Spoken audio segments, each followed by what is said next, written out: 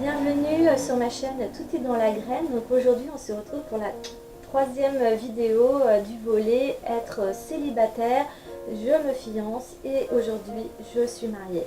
Donc que se passe-t-il une fois qu'on est marié? Il se passe plein de choses intéressantes et donc cette vidéo c'est tiré de mon témoignage personnel et des livres que j'ai lus. Donc là, aujourd'hui, je voudrais vous présenter un premier livre. Donc ça commence fort avec Les opposés s'attirent, s'attaquent. Donc c'est un livre aux éditions Farel. Il fait 263 pages.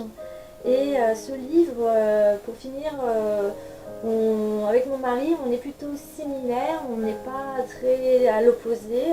Donc il nous a pas trop parlé pour finir, mais je vous en parle quand même. Parce que ça se trouve, dans les personnes qui regardent cette vidéo, vous êtes peut-être exactement dans cette situation où vous êtes opposé à votre mari. Au début, c'est ce qui vous a attiré dans la relation, c'est le côté complètement différent.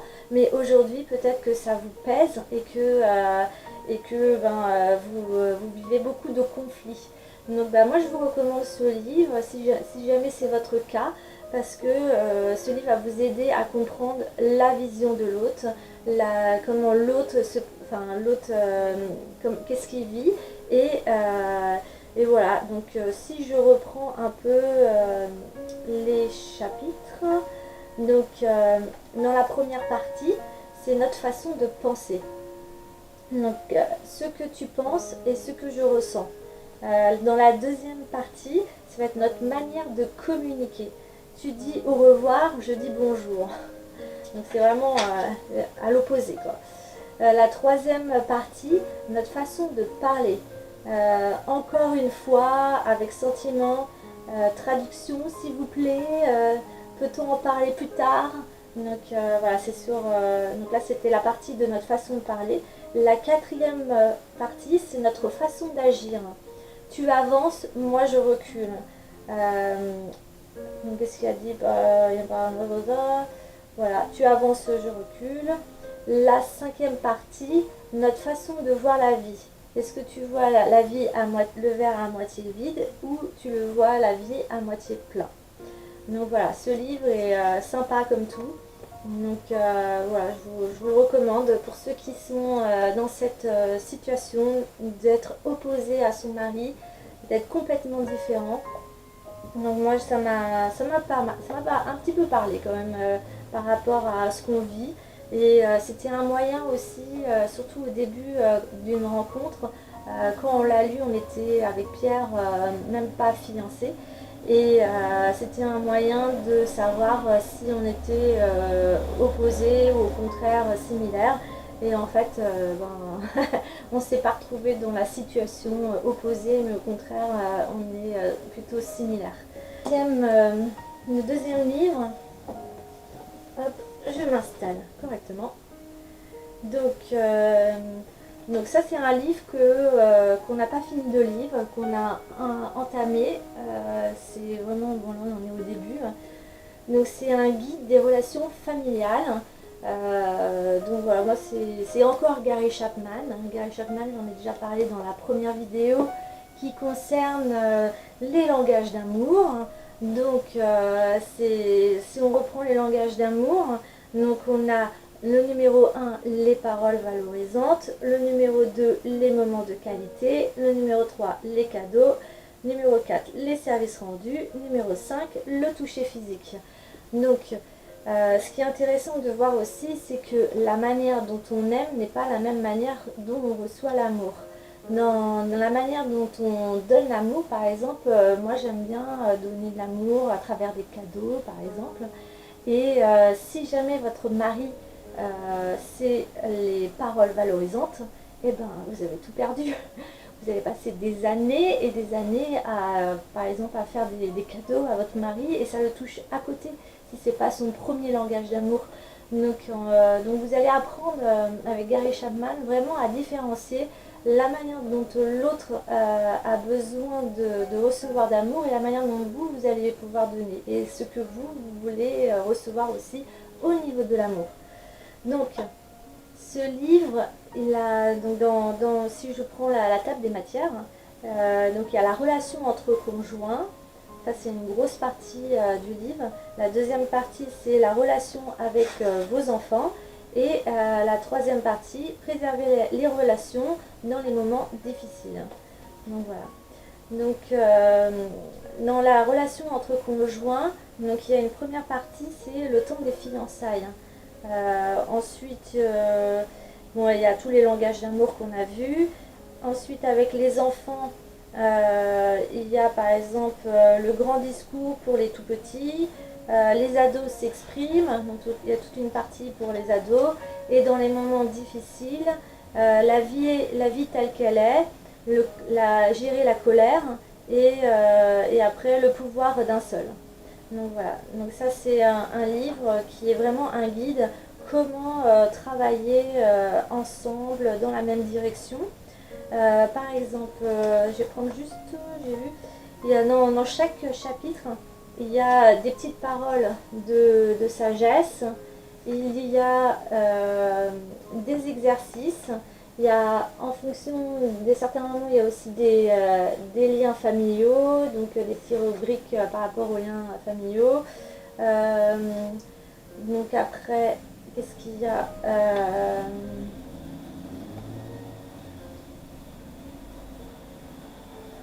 Voilà, enfin bref, je vous laisse regarder un peu ici. Voilà comment il est présenté ce livre.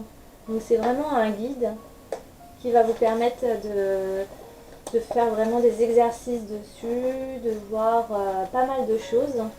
Voilà, il est assez simple à lire. Je trouve qu'il est agréable d'ailleurs. Voilà, donc de toute façon Gary Chapman, il n'y a pas de souci. C'est un bon auteur et vous n'allez pas perdre votre argent en l'achetant. Il coûte 21 euros pour 324 pages. Donc, un autre livre que cette fois-ci j'ai lu, c'est Les saisons du mariage. Donc les saisons du mariage, j'ai beaucoup aimé. Avant même que je sois mariée, je l'ai lu parce que c'est un livre qui va vous apprendre que les saisons sont bonnes, chaque saison a son utilité et que comment dire, qu'on soit dans une saison de printemps, d'été, automne et hiver, tout a son importance. Il y a comme un cycle et ce cycle, il est important de passer par là parce qu'à chaque fois qu'il y a un cycle, il y a un renouveau, quelque chose de nouveau il y a une nouvelle dynamique au niveau du couple. Et on sera obligé de toute manière de passer par toutes ces saisons dans notre vie. On parle des 3 ans, on parle des 7 ans, on parle une fois que les enfants sont partis de la maison. Donc à chaque fois, le couple aura besoin de repartir sur des nouvelles bases. Et d'où l'intérêt de lire ce livre aussi, qui est toujours de Gary Chapman. Voilà, je ne suis pas sponsorisée par lui, non, mais c'est vraiment un auteur que j'affectionne tout particulièrement et je trouve que ce qu'il dit est très intéressant. Par exemple, là plus concrètement, dans ce livre, vous avez par exemple la saison de l'hiver. Donc au niveau de nos émotions, quand on est dans la saison de l'hiver, on ressent de la souffrance, de la colère et de la déception, de la solitude et du rejet. Donc les attitudes qu'on va avoir avec le conjoint, c'est on se laisse aller dans un état d'esprit négatif, au découragement, à la frustration et au désespoir. Les actions qui aura lieu dans ces moments-là, ce seront des actions destructrices, très violentes, des paroles très dures et une absence de parole. Donc le climat de la relation sera un détachement, de la froideur, de la dureté et de la rigueur. En hiver, les couples ne sont pas disposés à passer outre leurs différences. Les discussions virent à la dispute.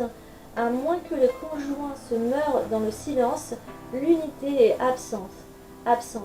Les époux ont l'air de vivre dans 2 igloos distincts. Donc ça c'est la saison de l'hiver. Donc là, on ressent bien qu'il n'y a aucune communication, que c'est super tendu dans la maison, que c'est pas les moments agréables et que chacun est dans leur position et tient tête à l'autre. Voilà. Mais heureusement que un jour l'hiver passe et fait place à l'été n'importe quoi, fait place au printemps.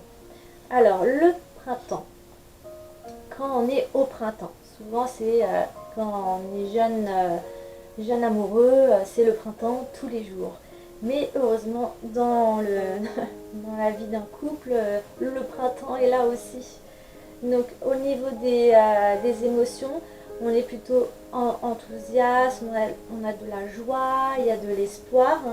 Notre attitude est très optimiste, on est reconnaissant, on a de l'amour et on a de la confiance. Les actions au niveau du couple, on va se nourrir, on va planifier, on va communiquer, on va rechercher de l'aide si c'est nécessaire. Surtout après avoir passé l'hiver, on a peut-être besoin d'aide derrière. Et le climat de la relation, donc comme on vit tous les jours, donc il y a de la vitalité, il y a de la tendresse, il y a de l'ouverture, le souci de l'autre. Le printemps est l'époque du renouveau. Les fleurs s'épanouissent, la communication passe librement, vivre ensemble et enthousiasmant, le couple fait des projets, il espère en l'avenir, il plante des semences et s'attend à récolter du bonheur. Donc c'est génial, on a envie de rester que à ce moment-là, mais j'aime beaucoup le côté planifié. Ça c'est important parce que avec Pierre, on essaie de planifier des moments de rendez-vous de qualité dans notre semaine parce qu'on est submergé par le travail et puis d'autres activités.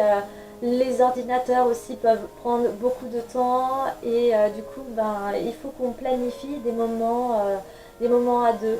Par exemple cette semaine, après le repas du soir, on a décidé de se faire une petite balade dans la forêt, même une demi-heure.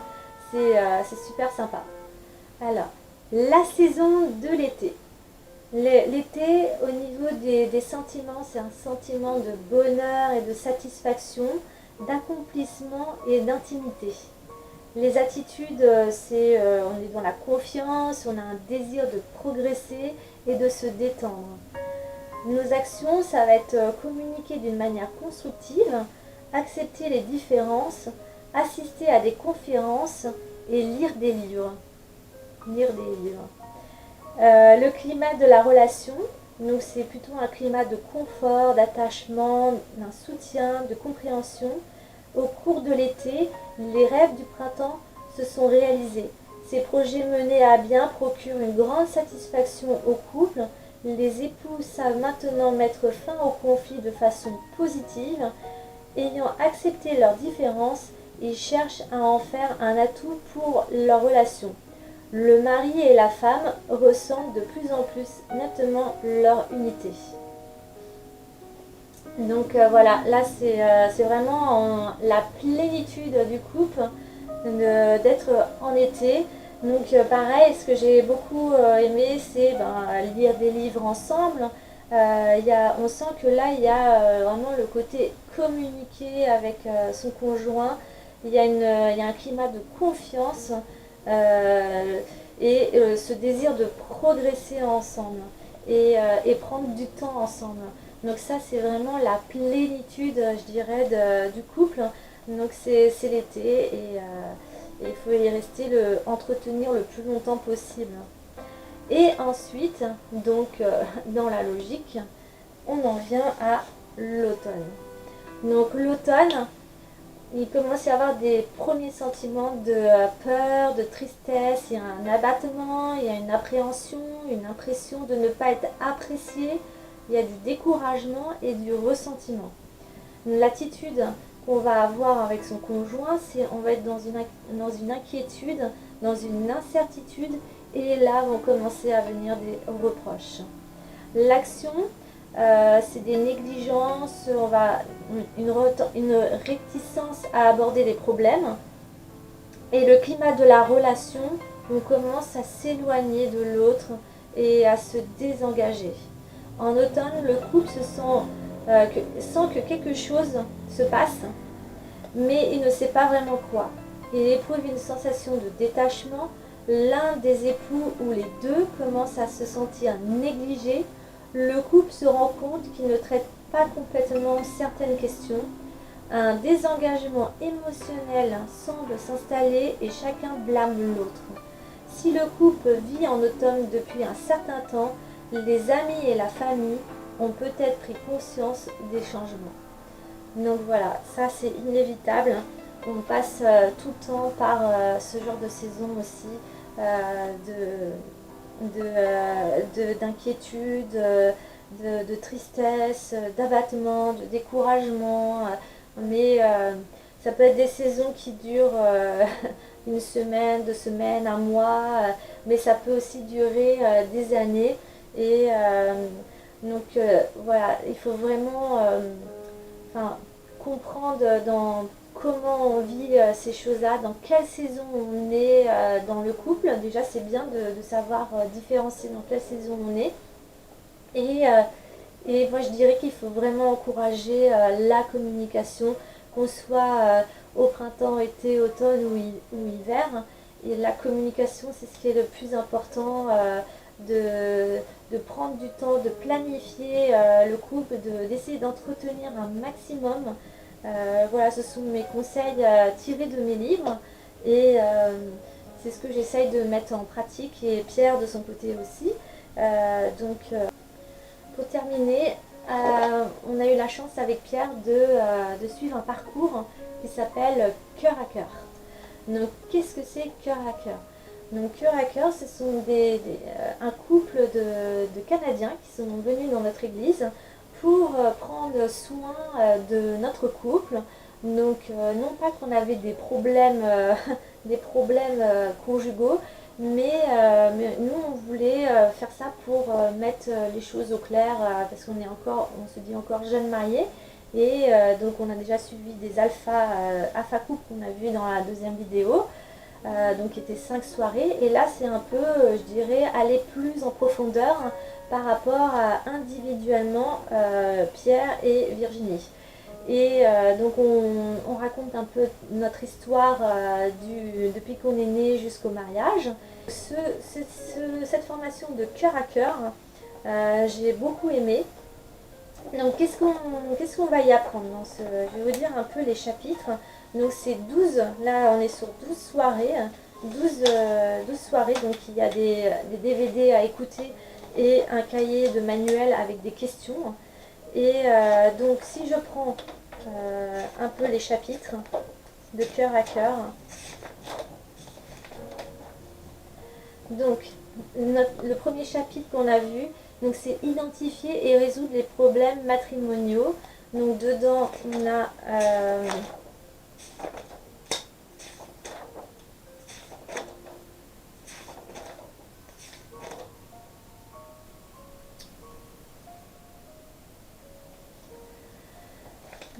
dans ce chapitre, ça va être résoudre les problèmes matrimoniaux.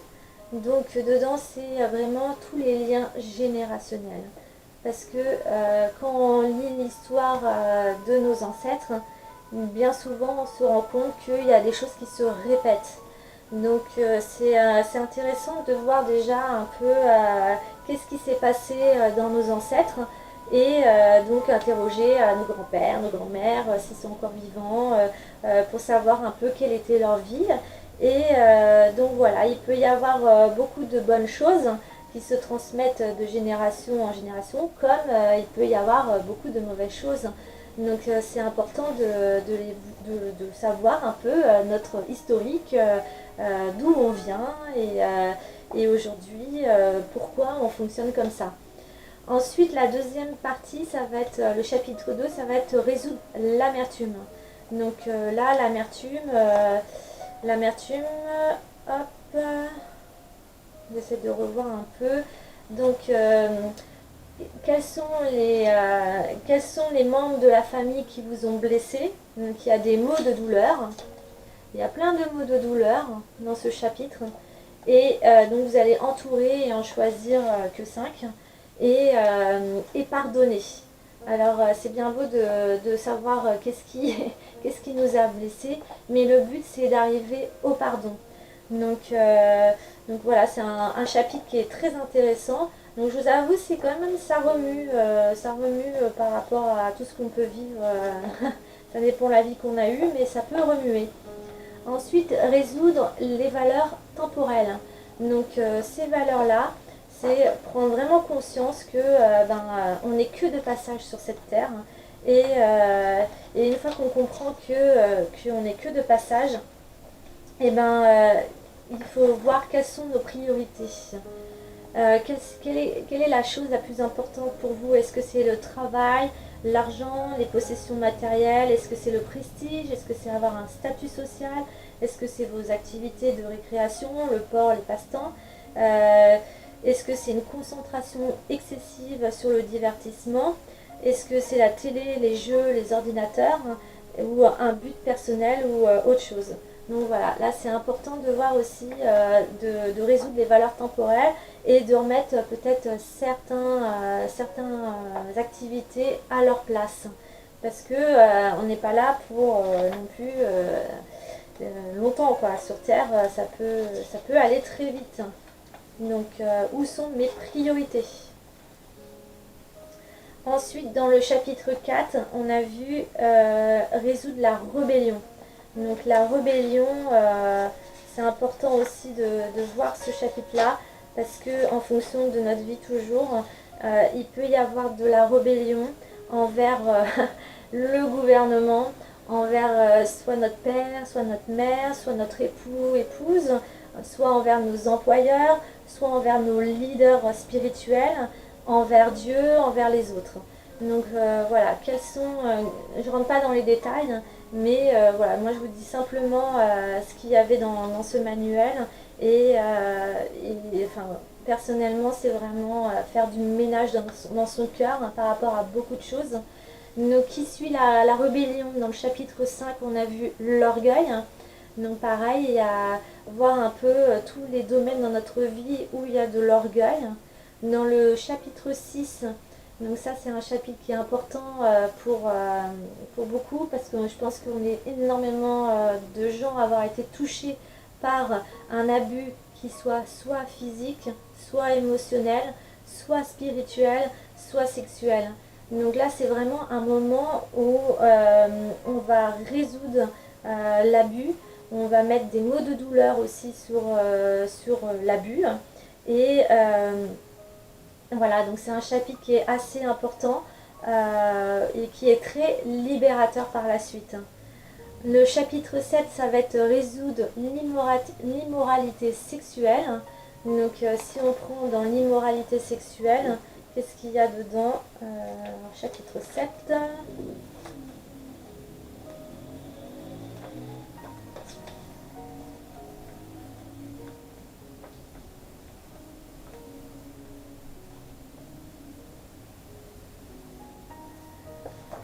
Alors, dans l'immoralité sexuelle, il y aura par exemple, est-ce qu'il y a eu de la convoitise, soit en pensée, soit en parole?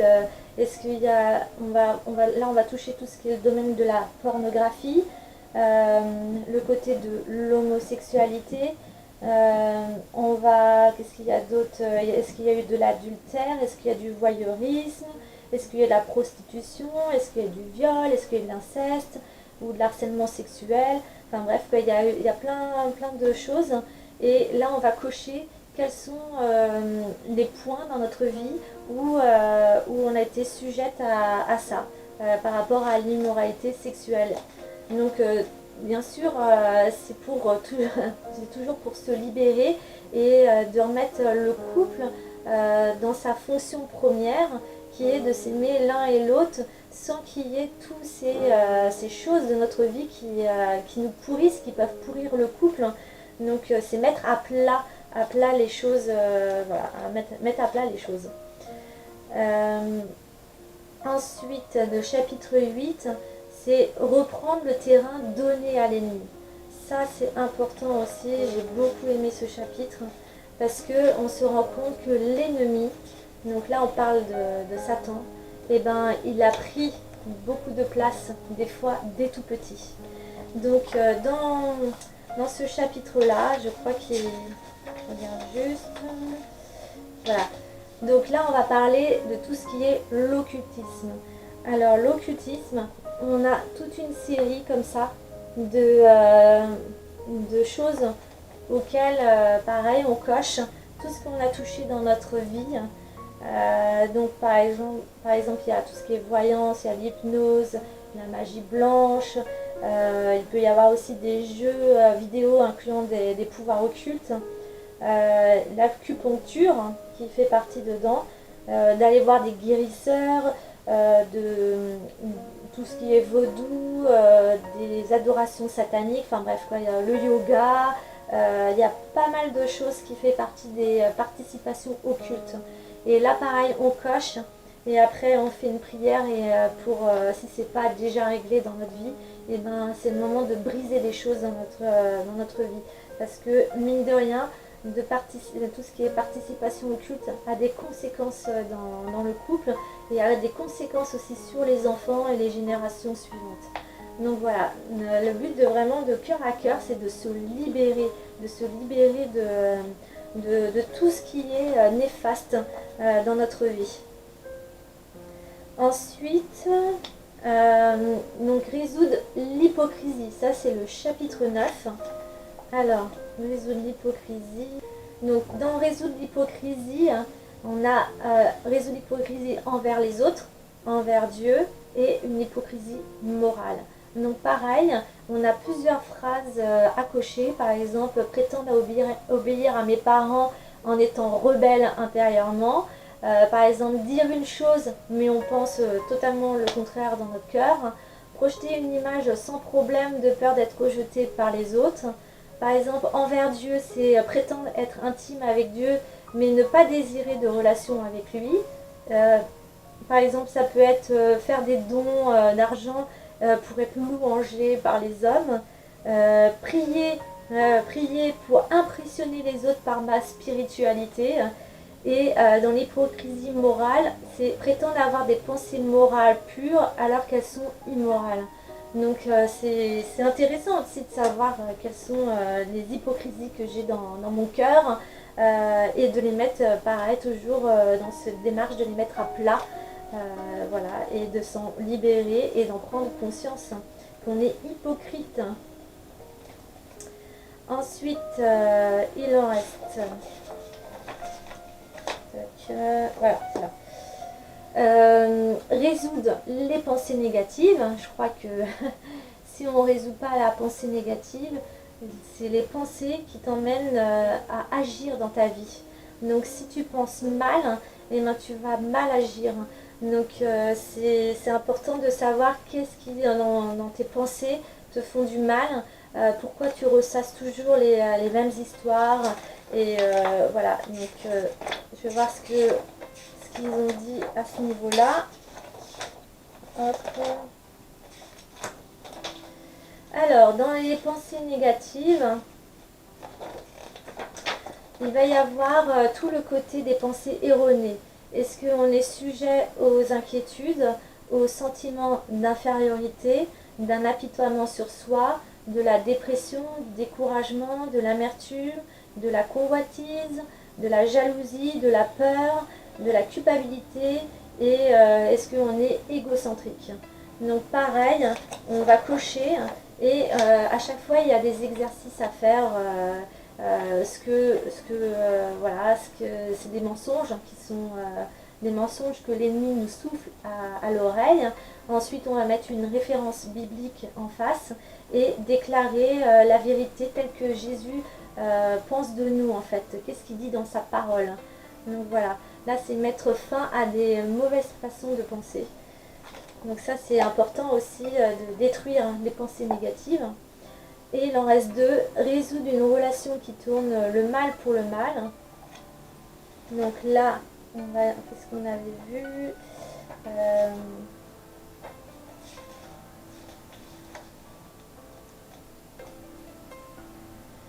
Voilà, donc Donc là, par exemple, ça, est-ce que je recherche l'harmonie avec mon conjoint?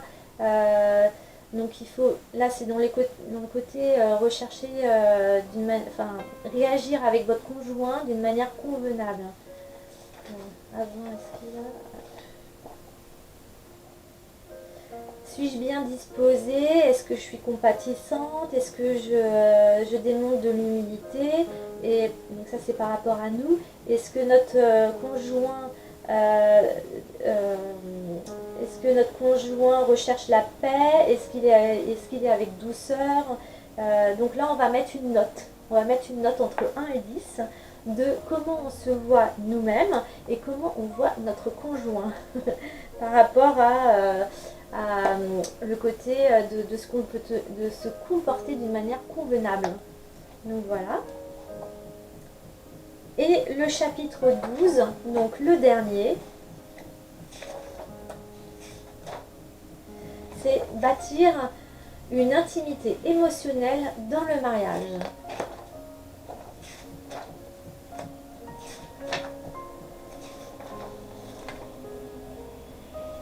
Pareil, on va mettre une note entre 1 et 10 à notre conjoint.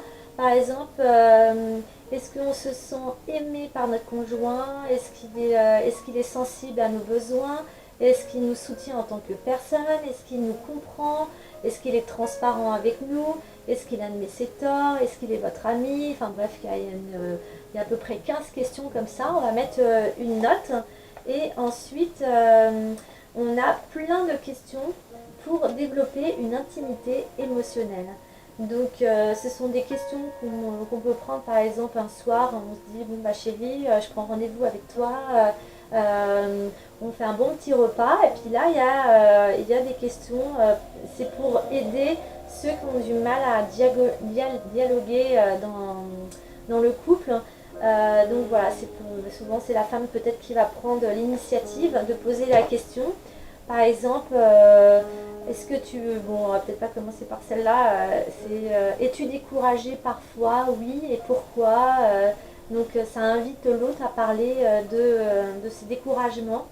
Euh, Est-ce que tu sens parfois que je te rejette ou que je suis complètement indifférente à ce que tu me racontes?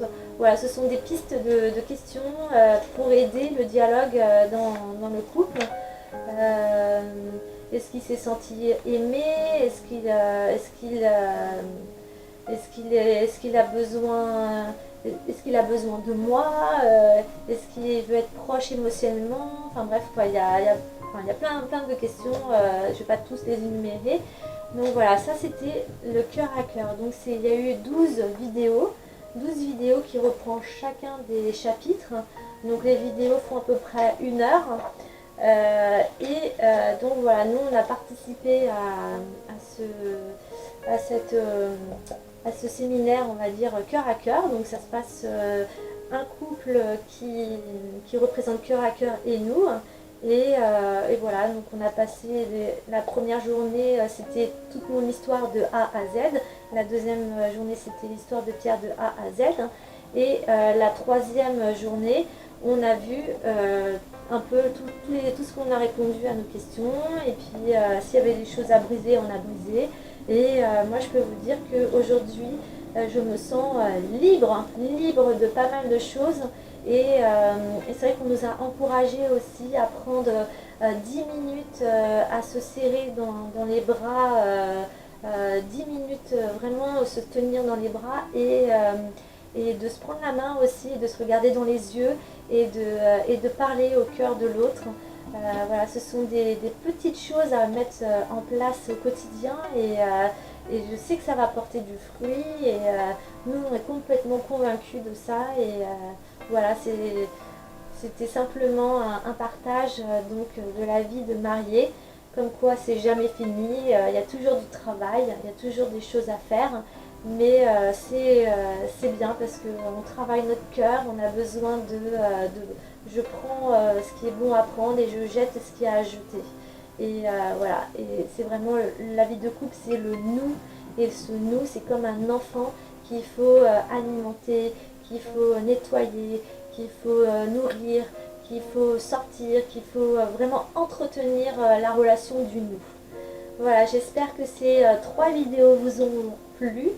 Et moi je vous dis à bientôt pour une prochaine vidéo. Merci d'avoir été patient, d'avoir écouté. Dites-moi en commentaire si ça vous a plu et si ça vous a été utile. Moi je vous dis à bientôt. Bisous, bye bye.